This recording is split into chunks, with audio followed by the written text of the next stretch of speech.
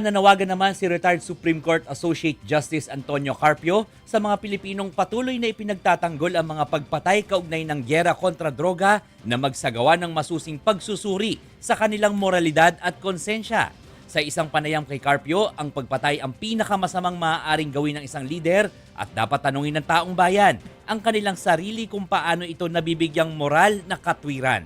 Para sa kanya, ang malawakang pagpatay sa sariling mamamayan nito ay mas masahol pa kaysa anumang uri ng graft at korupsyon.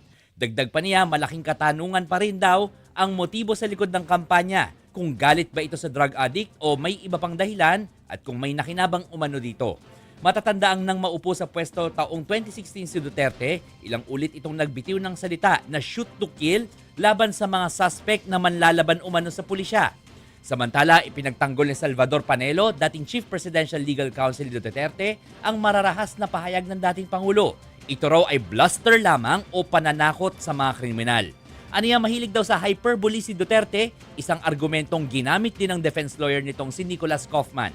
Sa kabilang panig, sinabi naman ng abogado ng mga biktima na si Attorney Joel Butuyan sa pagdinig na na-convert umano ni Duterte ang milyong-milyong mamamayang mapayapa tungkol sa paniniwalang ang karahasan at pagpatay ay lehitimong solusyon sa problema ng lipunan. Mga kapatid, ako po si Ruth Cabal. Dito tayo sa totoo, dito tayo sa True FM. Mag-follow at mag-subscribe din po kayo sa aming social media accounts at True Network PH. Diyan po yan sa aming X na dating Twitter, sa FB, sa Instagram, sa YouTube, sa TikTok at sa mga podcasts. At syempre, tutok din po kayo sa Signal True TV Channel 19.